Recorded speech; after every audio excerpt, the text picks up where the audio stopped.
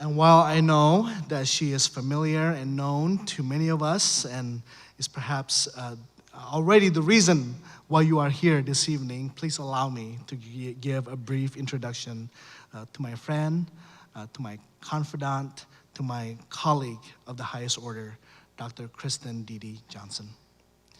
Kristen Deede Johnson served as the Chief Academic Officer of Western Theological Seminary in her role as Dean and Vice President of Academic Affairs. Not only does she provide wisdom and leadership to the academic affairs of the seminary, she also winsomely and graciously represents Western in significant and impactful ways through her research, writing, and speaking. Dr. Johnson's teaching and scholarship engage areas of theology, discipleship and formation, justice, culture, and political theory. In 2016, in partnership with International Justice Mission, she and Bethany Hank Huang wrote the award-winning The Justice Calling, Where Passion Meets Perseverance, which was chosen for Christianity Today's 2017 Book Award.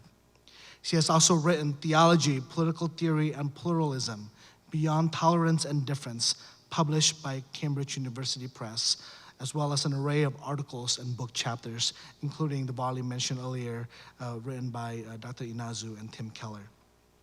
In 2018, Dr. Johnson was also named by Christianity Today as one of 10 female theologians worth knowing. Under her leadership, the seminary has completed several major initiatives, such as establishing the Eugene Peterson Center for Christian Imagination, a curriculum revision of the Master of Divinity program, the launch of 4 new Master of Arts programs in disability and ministry, in biblical studies, in ministry, and in theology. Just last week, the faculty under her leadership also affirmed a proposal to launch a Spanish language Master of Arts program in Christian studies. Last summer, she secured a grant from the Kern Foundation to launch a 5-year advanced pastoral degree program with Hope College. She has played a significant role on the steering committee of the Hope Western Prison Education Program, as well as in securing a $1 million grant from the Lilly Foundation, among many other accomplishments. Before joining the faculty of Western Theological Seminary, Kristen was the founding director of the Studies in Ministry minor and the Center for Ministry Studies at Hope College, programs dedicated to upholding the significance of theological formation, spiritual growth, cultural engagement, and vocational discernment. Dr. Johnson grew up outside of Washington, D.C., with a few of her growing up years spent in Germany and England. She's joined this evening by her parents, Peter and Alka Deede, sitting right behind her, and also as her very good friends, Esther Dupree, joining her as the family support. She met her husband, Trig, at the University of St. Andrews in Scotland while in graduate school. Unlike Trig, she does not cry at colors. Together, they have 2 young children seated here in the front, Trigvi and Ella, and 2 dogs named Evie and Bennett. Friends, the thing that we have been looking forward to this evening, the lecture, the inaugural lecture of the G.W. and Edna Haworth Professor of Educational Ministries and Leadership, titled Cultivating Kingdom Imagination, a Vision of Discipleship and Institutional Engagement. Would you join me in welcoming to the podium Dr. Kristen Deede Johnson. Alex. Appreciate that.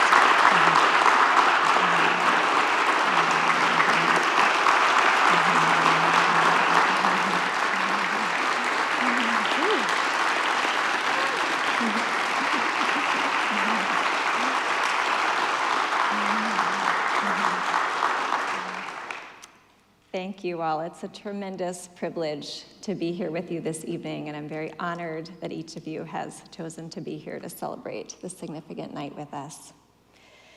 This lecture is the culmination of decades of thought about discipleship, formation, ministry, education, and institutions. It represents something of a first attempt to capture in words areas that I've been pondering for the past 25 years or more. To begin, I want to invite you back with me to my undergraduate days and the years shortly following my graduation. As James Davison Hunter will surely remember, my undergraduate studies at the intersection of sociology and religion left me gripped by questions about the formative impact of culture on Christians and Christian discipleship. I was also profoundly worried about the intellectual and philosophical foundations of American society and what sources would sustain the American experiment.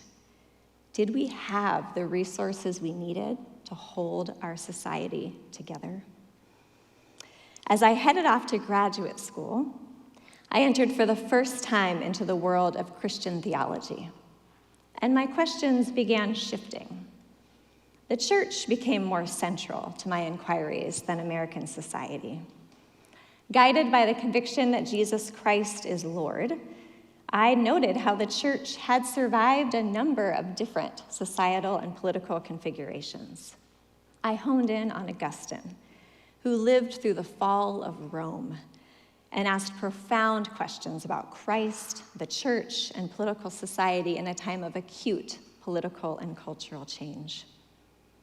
I became more hopeful, rooted in the knowledge that Christ is Lord, and the church has survived many a societal division and fracture over its long history.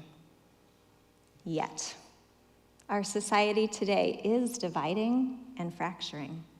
Its institutions are crumbling, and as a result, people are suffering. Should this not be of some concern to us as Christians? Is attending to these cultural realities part of our call to be disciples? If it is, then what does deep formation look like, both in churches and in places like Western Theological Seminary? The kind of deep formation that equips us to understand cultural conditions and their impact on us, to attend to cultural structures and institutions that shape our lives and those of our neighbors, to seek the welfare of the city as an inherent part of ministry and discipleship. Within these questions with which I've been wrestling, you'll see a thread related to institutions. Discourse related to institutions and conversations about discipleship do not usually go hand in hand.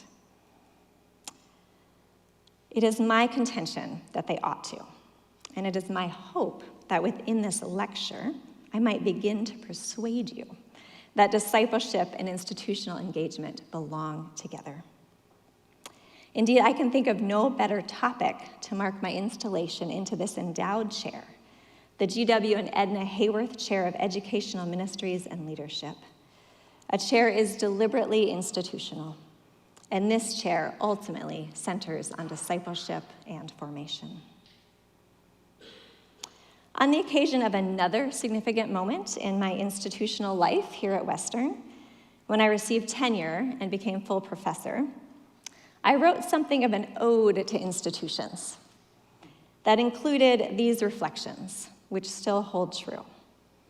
I wrote then, I have a long list of specific individuals in mind that I would like to thank, but I've been in a season of reflecting on the importance of institutions, which I find so easy to overlook, but without which I would definitely not be who I am or where I am.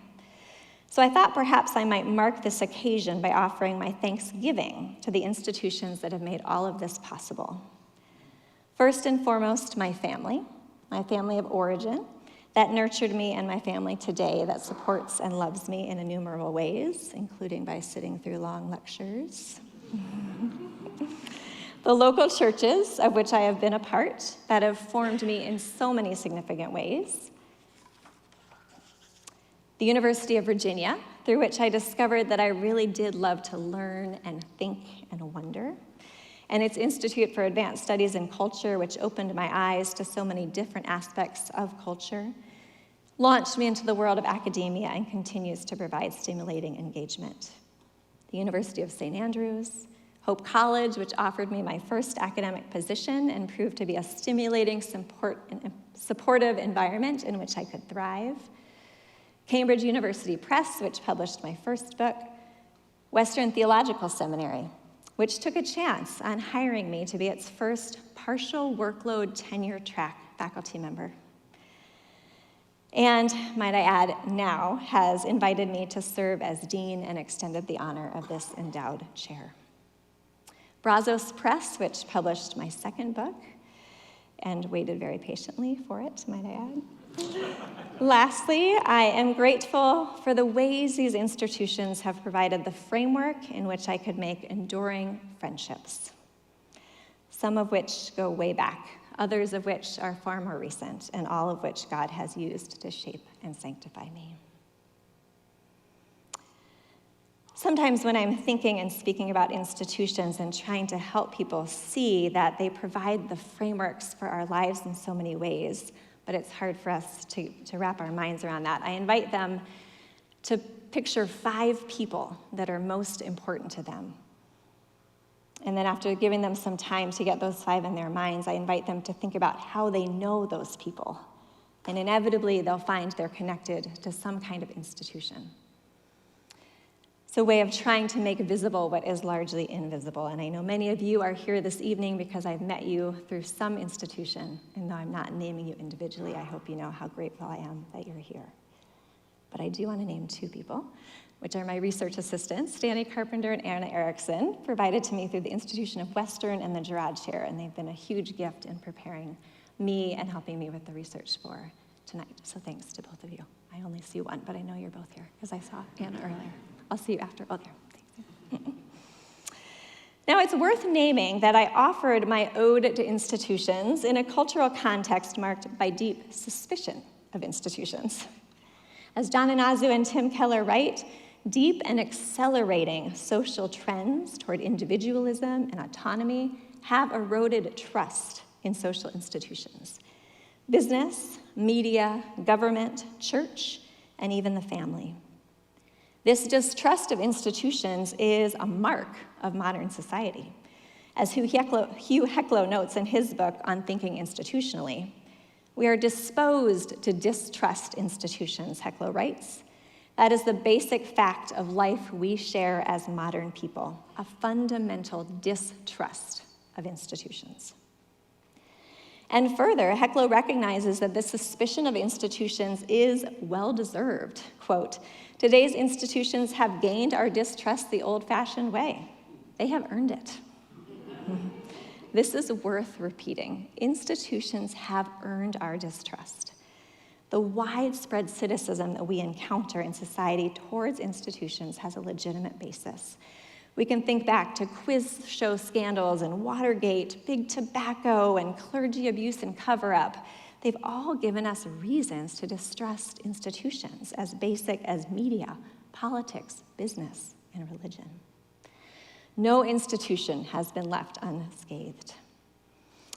In light of all this, do we need institutions?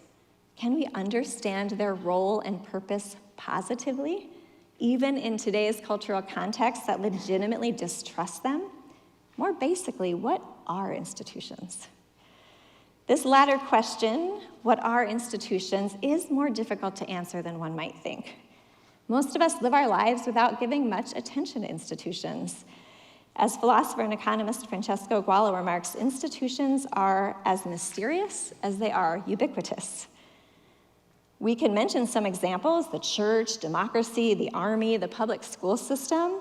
But as soon as we try to theorize, we face many difficult questions. What are these things? What do they have in common? What are they made of? How do they work? Institutions provide frameworks in which we live our lives.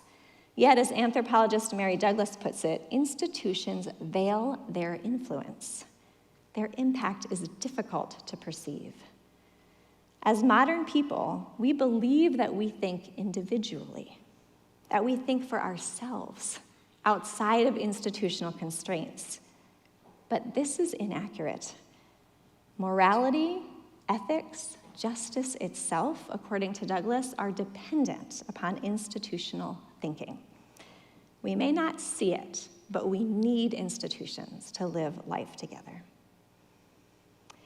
We need institutions for our life together because part of what it means to be human is to be social. Our efforts at living together require frameworks and mediating structures. Culture is the largest framework that shapes our life together. We can understand it as a system of meaning and moral order that frames the lives of a people, ordering their experience, their sense of truth and reality, their social relationships, their moral obligations to self and others, even their identity. People acquire and are shaped by this framework of meaning and moral order without conscious awareness. Every culture is made up of ideas and institutions that generate, convey, embody, and pass on this larger social order. Institutions, as an essential part of culture, help facilitate our life together. The institutions of marriage and family provide frameworks in which people come together to live, procreate, care for the elderly, raise children, and economically support each other.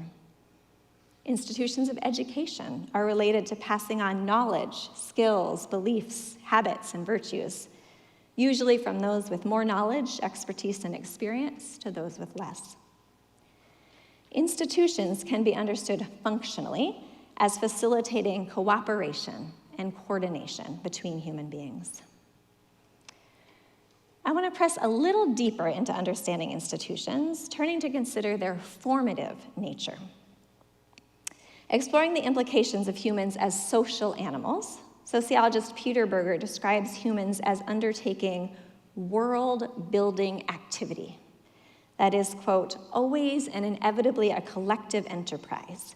Humans together shape tools, invent language, and then invent language, adhere to values, devise institutions, and so on.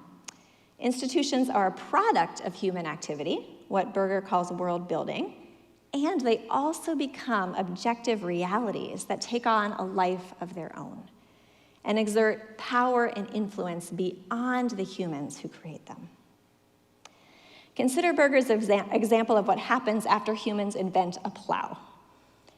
Quote, the plow may compel its users to arrange their agricultural activity and perhaps other aspects of their lives in a way that conforms to the plow's own logic, and that may have been neither intended nor foreseen by those who originally devised it. I think here also of smartphones and all the stories of those who created such technologies who never anticipated the ways it would really shape our life together as a culture.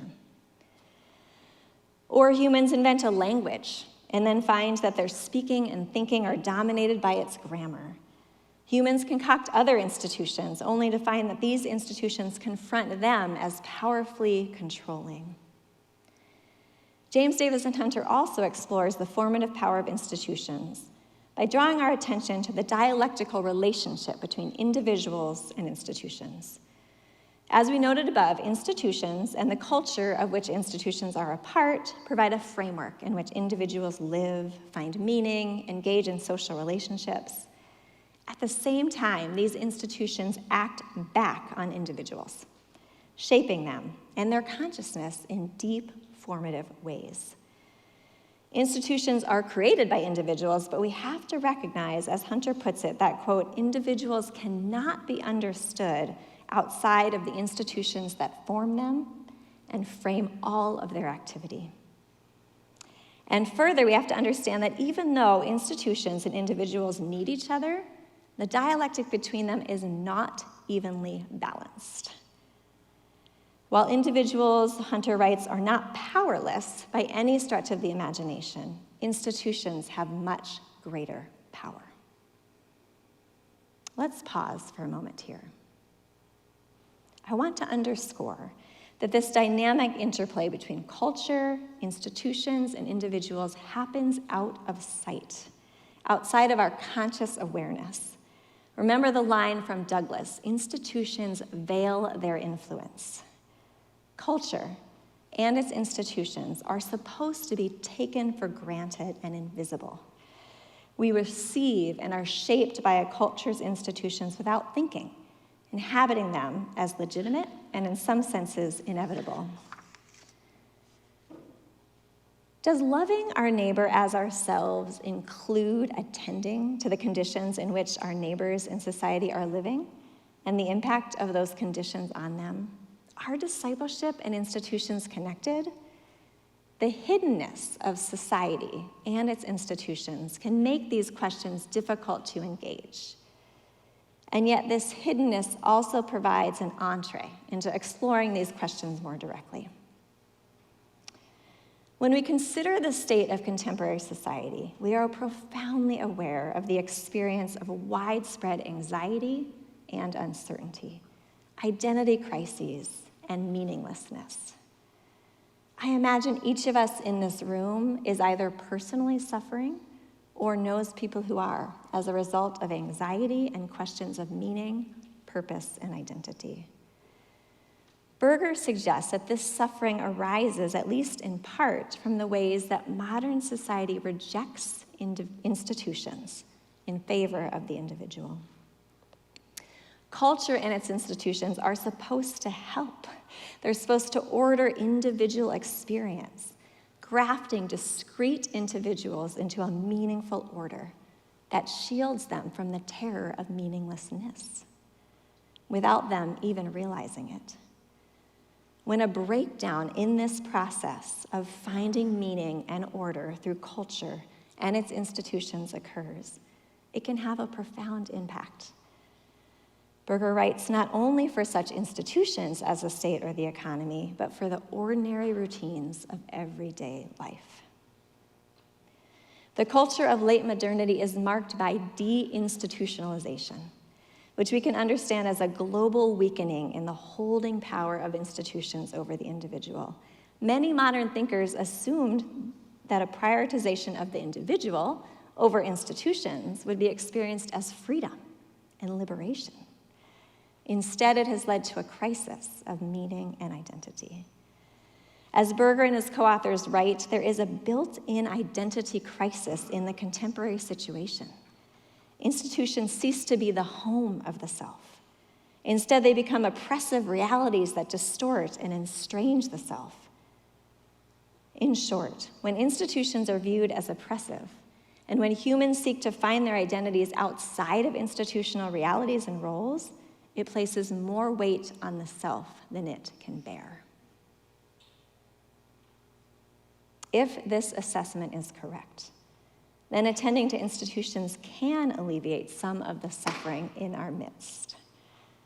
Attending to institutions then must be part of how we understand discipleship.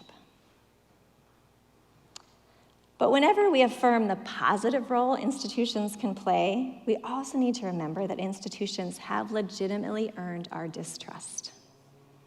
Many people have been harmed by institutions and excluded from forms of institutional engagement. We look back, rightly and appropriately, with dismay and horror at the working presuppositions of those from previous eras, wondering how they could possibly have held certain views of women, of children, of people from different racial and ethnic backgrounds. We may wonder how these views were developed, maintained, and passed on. Philosopher Jamie Smith has endeavored to help us attend to the formative power of culture, opening our eyes to the ways that participating in the liturgies of a culture and its institutions shapes us as Christians, often malforming and distorting our loves without us realizing it. The reality is that real injustices can occur when we are not aware of the formative influence of institutions. We can see an example of injustices that arise when we fail to attend to institutions' formative power, when we look at the history of race and racism in the United States.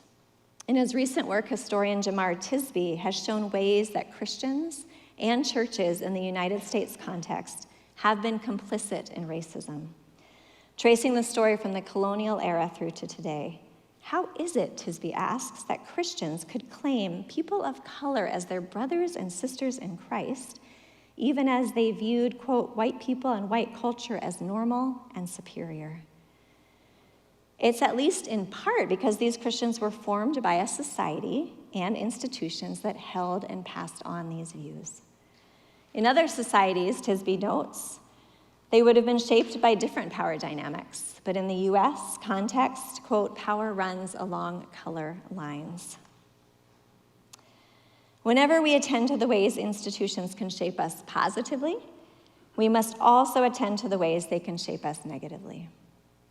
But it's also true that whenever we attend to the ways institutions shape us negatively, we need to also be attending to the ways they can shape us positively. As Christians, we always embody our faith in a particular cultural location, and we are inevitably shaped by that cultural context in innumerable ways. We are, as John Anazu writes, shaped over time by the habits, practices, and institutions in which we are embedded. We can learn from the cultures of which we're a part, attend to the beauty within them, even be formed for the good. And yet, to use Augustine's language, no earthly city is the heavenly city this side of the return of Christ. All societies and their institutions fall short of the glory of God. This conviction is what leads Hunter to call for the church to be a community of resistance and to embody its resistance in institutional ways. Because of the power of institutions over individuals, it's naive to think that we can challenge existing institutions solely as individuals. We need to think institutionally ourselves. Indeed, Douglas goes so far as to say that if we care about ending abuse, sexism, and racism, only changing institutions can help. Institutional injustices, in other words, require institutional responses. The church needs to be forming and shaping disciples who can themselves think institutionally and embody their faith institutionally. This means equipping Christians to understand their discipleship to include, as Hunter puts it, the constructive subversion of all frameworks of social life that are incompatible with the shalom for which we are made and to which we are called. This creative and constructive subversion includes challenging all structures that dishonor God, dehumanize people, and neglect or do harm to the creation. And in place of those structures, we are to be imaginative people, envisioning and embodying reimagined structures that promote human flourishing as we seek God's kingdom in this world. What might institutional engagement shaped by kingdom imagination look like concretely? Here, our own imaginations might be enhanced by looking back within church history. In a recent book, New Testament scholar Gavin Rowe highlights ways early followers of Jesus pioneered the creation of institutions to address the needs of the poor, the sick, and the orphaned. Rowe reminds us that attending to such needs was nowhere in the social imagination of the Roman Empire. Christians were the first who had the eyes to see the poor. Using ecclesial structures to attend to the distribution of goods in their local communities, developing shelters to serve and house the poor, and eventually becoming known within the empire as lovers of the poor. Rowe tells a similar story of creative institutional engagement when it comes to healthcare. Plagues were devastating experiences with no community-wide healthcare or remedies available. People were terrified to visit one another or be near the sick or the dead. Some historic accounts show that people would throw the sick, even from their own families, out of their homes and into the roads to avoid catching the illness. Christians, who were formed by their involvement in the institution of the church in ways that led them to reimagine what it meant to be human and to love others, began to enter into people's homes to tend the sick. Over time, Christians used monasteries to create infirmaries for the sick, and then created the first hospital. Christians eventually created hospitals throughout the eastern part of Mediterranean and in the West as well. And Rowe notes that more Christians became physicians in the early centuries of Christianity than went into any other profession or trade.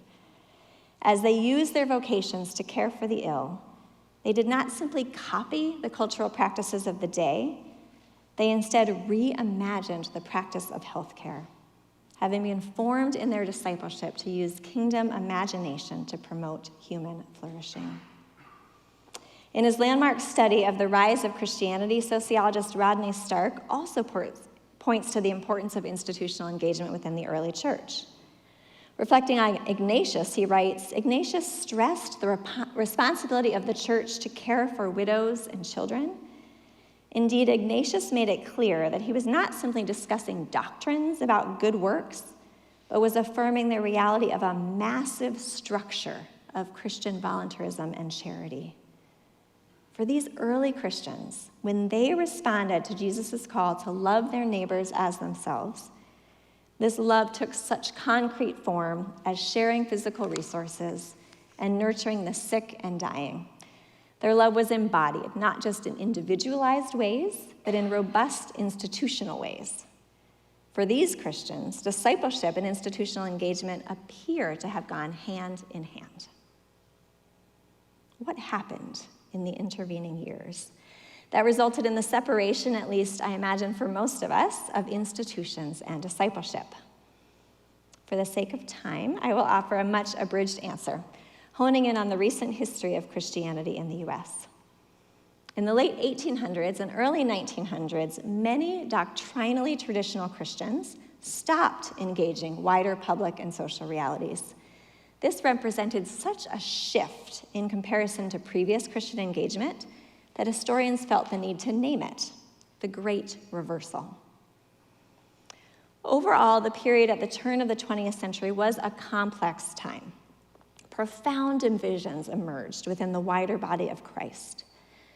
Modernist or more doctrinally progressive Christians connected to movements such as the social gospel became known for their commitment to structural engagement, while fundamentalist or more doctrinally orthodox Christians became marked by their rejection of social and institutional involvement. I want to add a layer to this well-known story by looking more directly at the influence of the Great Commission. Contemporary language of discipleship is often connected with the Great Commission, a passage from the end of Matthew in which we read that all authority in heaven and earth has been given to me. This is Jesus speaking. Go therefore and make disciples of all nations, baptizing them in the name of the Father and the Son and the Holy Spirit, and teaching them to obey everything I have commanded you. And remember, I am with you always to the end of the age. Many who care about discipleship today assume that this commission has been galvanizing Christians for centuries, since these words were spoken by Jesus. But the reality is that this phrase, the Great Commission, is relatively recent within the history of Christianity. The term begins to appear here and there in the 1800s. Not with much specificity of content, it became a bit more frequent toward the end of the century, before gaining prominence in the 1900s. Notice the overlap with the timing of the Great Reversal. What seems to have propelled the Great Commission onto the main stage was its appearance as a heading in the Scofield Reference Bible in 1909.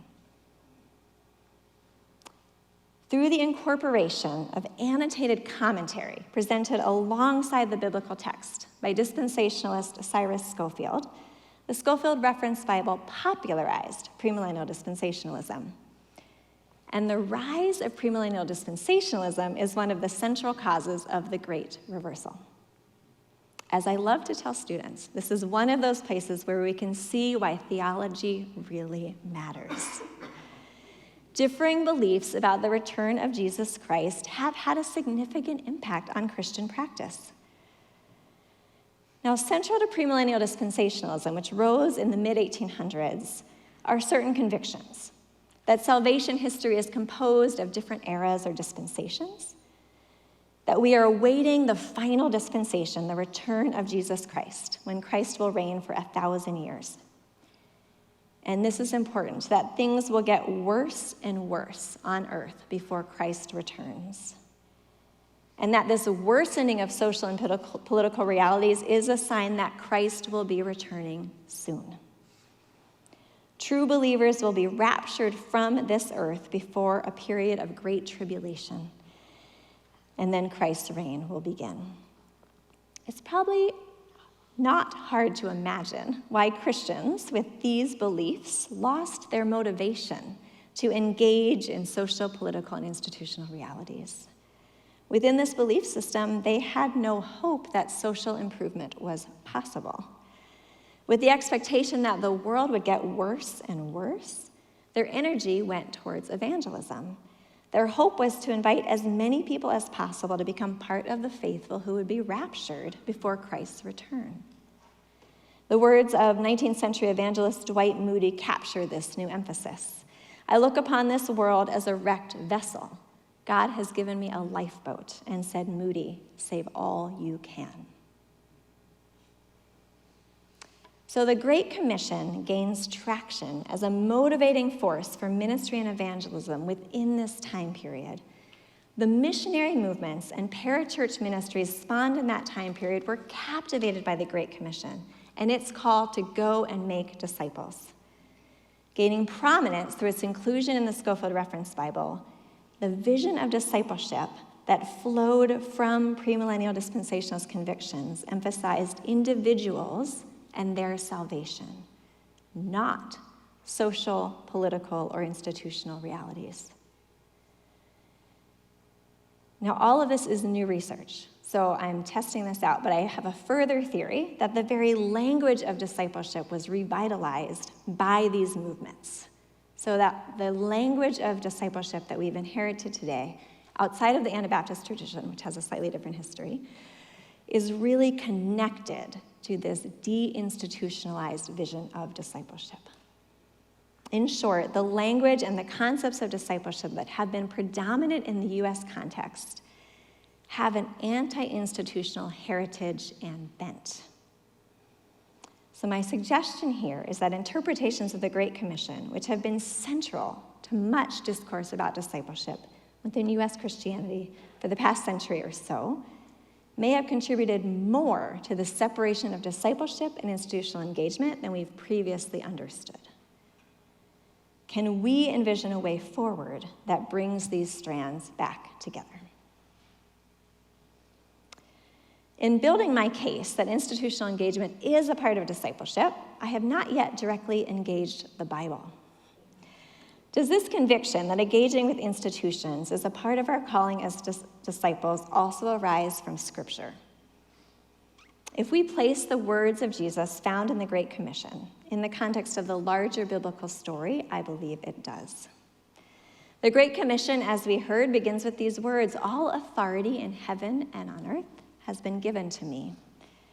This reference to Jesus having all authority precedes the actual commissioning of the disciples to make disciples, to baptize, and to teach. This movement from authority to commissioning is reminiscent of another commissioning, the one found in the opening pages of Genesis.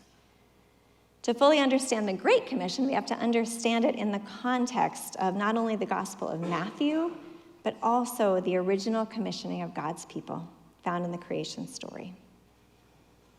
According to Genesis, after God created the whole earth and all that is in it, God said, "Let us make humankind in our image, according to our likeness, and let them have dominion over the fish of the sea and over the birds of the air and over the cattle and over all the wild animals of the earth and over every creeping thing that creeps upon the earth." Dominion. That's an authority word. It's a word connoting power.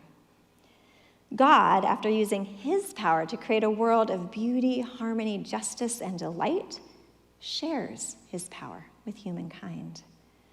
He does this that humans could use their God-given power to fulfill the calling he has for them, a calling captured in this commissioning: be fruitful and multiply, and fill the earth and subdue it, and have dominion over the fish of the sea and over the birds of the air and over every living thing that moves upon the earth. In this commissioning, humans were given power in order to serve, to seek what's best for each part of God's created world, to steward the world towards the shalom flourishing that God intended for it. The task of dominion, as Walter Brueggemann puts it, has to do with securing the well-being of every other creature and bringing the promise of each to full fruition. This caregiving stewardship, intended by dominion, as part of our calling as God's people. This is a robust vision of human life and calling. In contrast to visions of the Christian life that focus entirely on an individual's relationship with God, this is a vision of deep communion with God that leads to active engagement with the created world. In this understanding, our calling as the people of God includes offering whatever power we've been given in service to God, to others, and the created world more widely.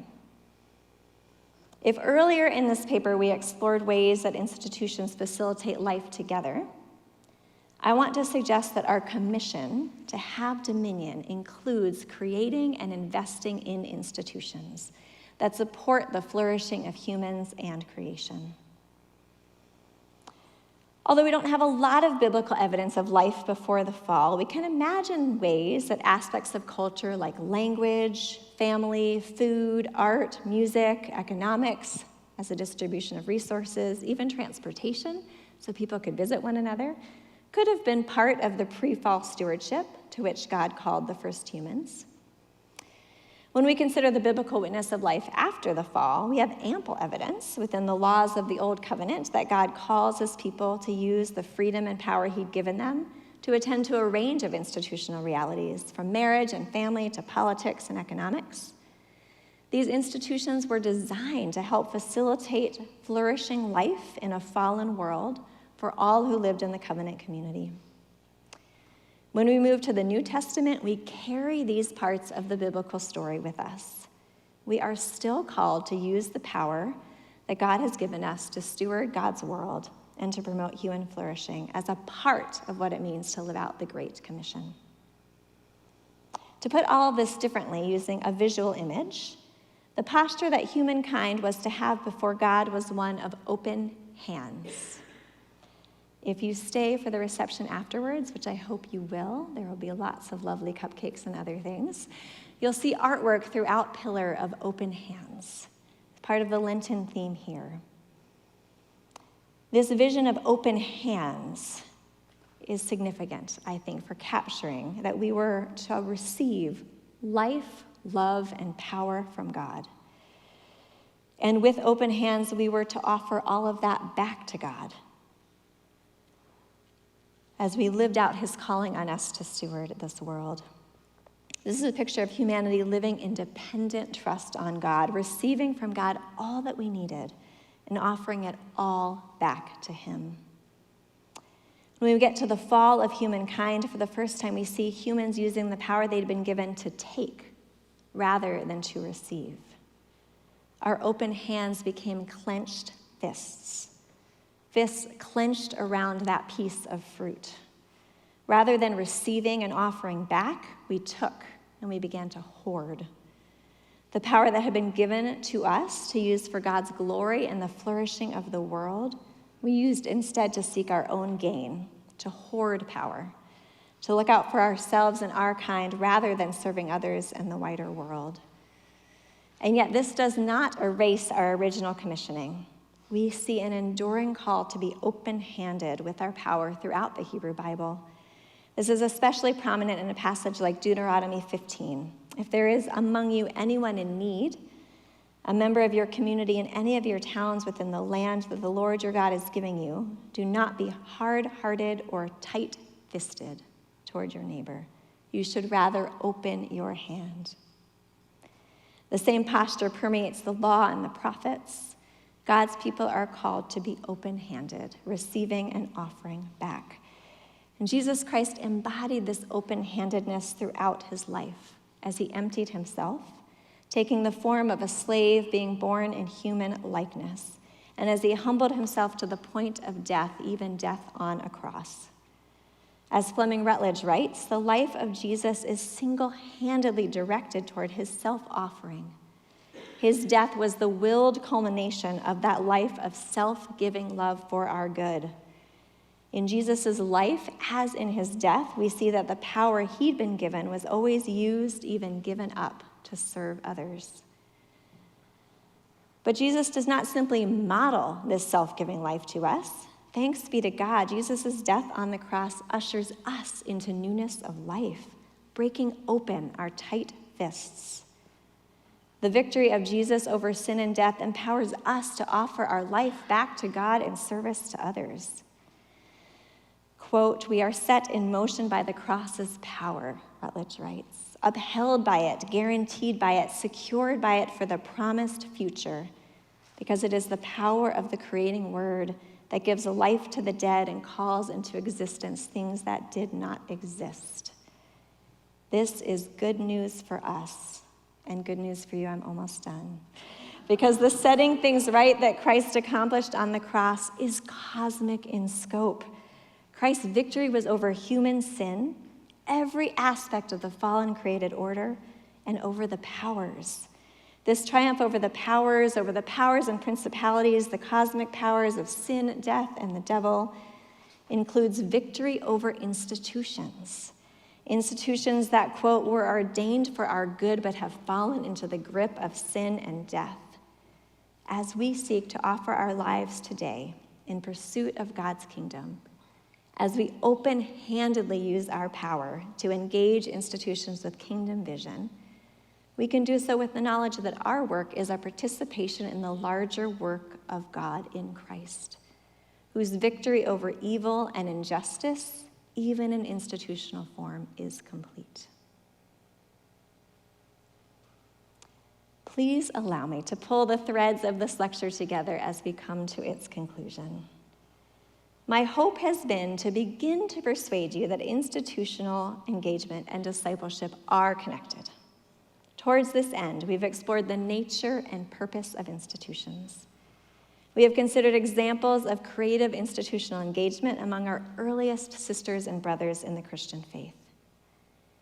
We have examined some of the recent history of Christianity in the United States that has contributed to the separation of institutional engagement from discipleship.